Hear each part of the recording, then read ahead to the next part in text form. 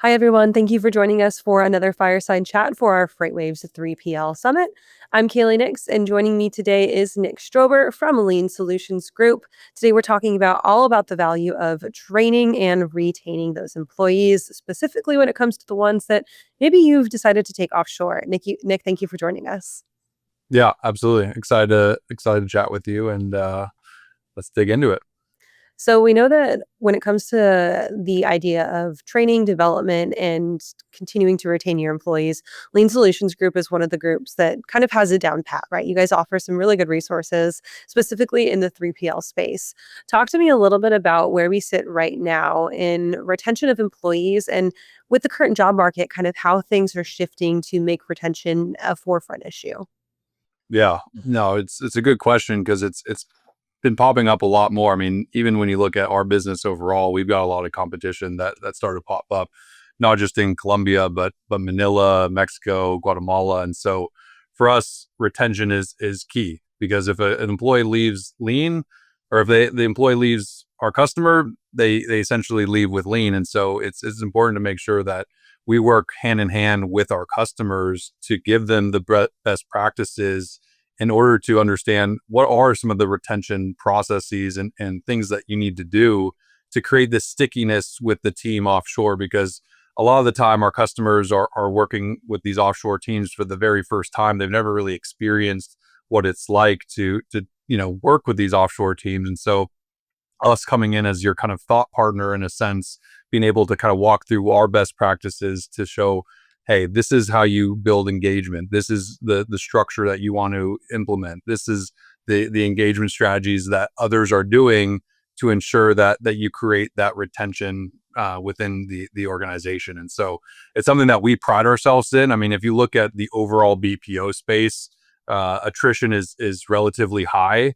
And with Lean Solutions, I mean, our retention's over 90% with our 10,000 employees. And so we're very prideful of that. And we invest a lot of time, resources, and money into ensuring that our employees are happy and satisfied, not just with our customers, but also just here at Lean Solutions. The offshoring movement was one that kind of took hold, I think, several years ago when we saw really kind of the rise in the peak of this like post-COVID supply chain ecosystem, right? We saw companies that were based here in the United States that were handling so much sales volume or handling so much customer volume that they could literally not keep up with the amount of people that they had here in their maybe home offices. And they needed a labor solution, which was where places like Lean came into place. Things have changed a little bit. We obviously know that the freight markets have slowed down, that things have gotten a little bit more complex, but there are still people who are choosing to outsource these solutions and are doing so with incredible success. What are some of those reasons that continue to lead to that success? And does it all boil back down to the train and retain?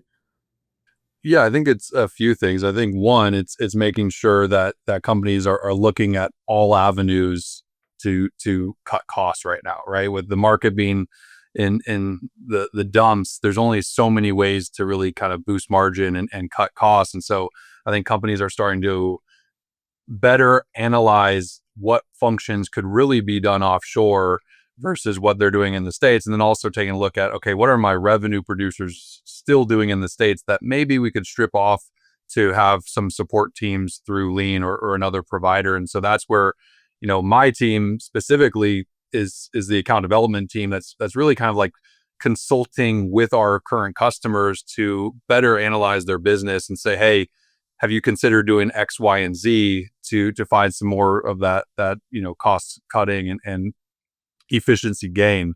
As I'm sure and the rest of the industry is talking about is this AI and technology play where it's taking on a lot of the kind of functionality of some back office support reps. And so it's us kind of coming in as more of that consultative partner to say, hey, we could be your partner to kind of guide you through these processes to understand what is the best partner from an AI perspective, because we've already got the partnerships established. So we are trying to just position ourselves in a way where customers can really rely on us for all facets of, whether it's back office, support positions, AI, technology. We've kind of been put in a position now where we're really kind of guiding our customers through this new path of growing nearshore and continuing to establish the right partners to really at the end of the day um, build out their business. That's a really interesting point with the AI aspect of things because everybody is constantly under this impression that they're fighting the fight of when it comes to using AI agents, that it's an all or nothing approach, right? And I think that when we talked about this offshoring initiative back when it first started to come into fashion, I guess I would almost call it, there was that same type of idea, right? Of like, oh my God, we're going to take all of this offshore and now there's going to be none of it. But reality is that it's finding that healthy mix and adding a little bit here, a little bit there, right? It's like baking. You got to find the right recipe in order to find something that makes the best muffins, which in this case is peak operational efficiency. Talk to me a little bit more about that integration and kind of the maybe it's an unwarranted fear that a lot of the industry has that not only are we going to lose some of our capabilities here to the offshore groups, but then we're also starting to lose them to the AI, and that's a false reality. Yeah. Yeah, I think that's accurate. I'd say it goes back to the main point of the conversation, which is like retaining the right people. It all comes down to this is a people business. I think the transportation logistics industry knows it best that like people still want to connect with another human being on the other line. And so it's making sure that from our perspective, we're looking at ways to how do we build efficiencies for our employees that are near shore so they're getting the most productivity out of their day-to-day tasks. And then also it's incorporating some of the AI companies into our organization to give them the ability to do so. And so I think the AI craze is real, and I don't know if you were out manifest, but like one of the things that the DHL CEO was talking about was how they have got 1,600 pilots going on right now from an AI perspective, and so it's like most organizations aren't going to be able to have that bandwidth, and so again, it goes back to having a solution like Lean where we can kind of guide you through that kind of treacherous waters, for lack of a better term, as you kind of identify the areas where you want to leverage AI or that human component. But I think at the end of the day, there's always going to be the human component, and how do we make sure that the human touch is there while creating some efficiencies and productivity boosts in their day-to-day tasks, and then having AI come in and be a support system versus kind of leading from like the front and having it be more of a I don't know, of a support system in a sense. I like that we've kind of worked this conversation backwards. Like we started off with the retention and then we've moved into the training. So I want to get us to the first piece here at the end and talk a little bit about recruitment because as we continue to look at the development of the industry, we know that 2025 is probably going to be a better year than what we've seen the last couple of years in terms of the freight markets, which should hopefully spark some more interest into folks coming back in from a labor perspective. But I think there's also been this very distinct shift in the mindset for who companies are willing to hire. And that boils down to, are you okay with being flexible in the tools that we use, the operational efficiencies, learning new techniques, things like that? When you're looking at either, let's take this from an employer's perspective first. When you're an employer and you're looking to recruit the best talent right now, what types of green flags are the people that are throwing up, especially when it comes to being able to work in some of these different or unique working situations? And how can then on the flip side, how can a candidate position themselves to be like, yeah, I am open and accepting enough to be in this role, knowing that I'm probably going to have to do a little bit of unique work? Yeah.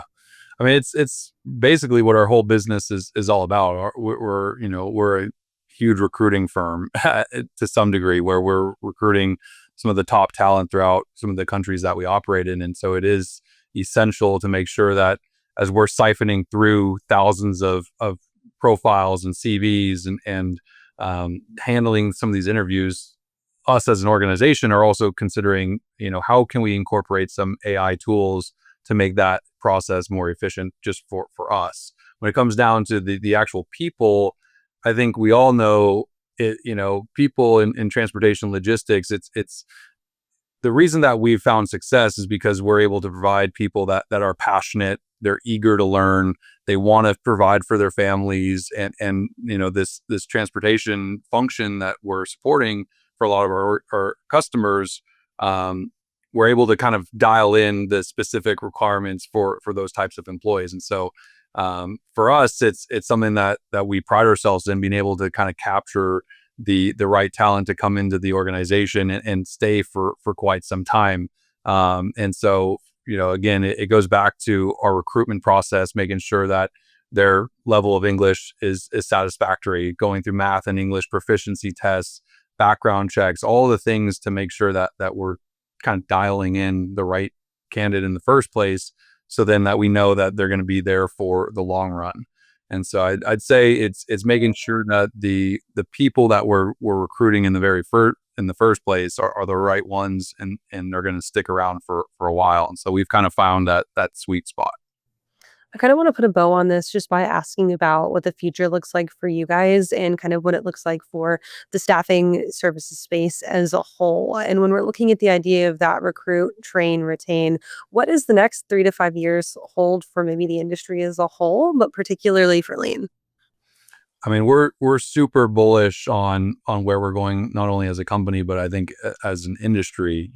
As we look at incorporating AI and to become a much more tech enabled kind of solutions provider, working globally to support our customers, we're super excited about the future. I mean, we've got some extremely aggressive growth plans for the year ahead. I think a lot of the talk on the street is that we're going to be getting out of this kind of this pit that we're in the market. But once that does kind of turn around and things happen, we're going to be in position to get to that 20,000 mark, 30,000 mark, but then also be able to incorporate AI and technology. So we're offering a full suite of services versus just becoming like a human human platform for our customers. We really want to make sure that we lead with the AI and technology component. So we're excited about what's to come. Well, Nick, thank you for joining us for the 3PL Summit. For people who want to get more information about Lean, maybe link up with you guys and find a solution that works for them, where can they go to do that? Yeah, leangroup.com, or send us an email. I'm Strober at leangroup.com. Happy to chat with anybody, and excited to see you around. Well, thanks again for being with us here for the 3PL chat. And thank you all for sticking around. We've got plenty more coming up, so don't go away.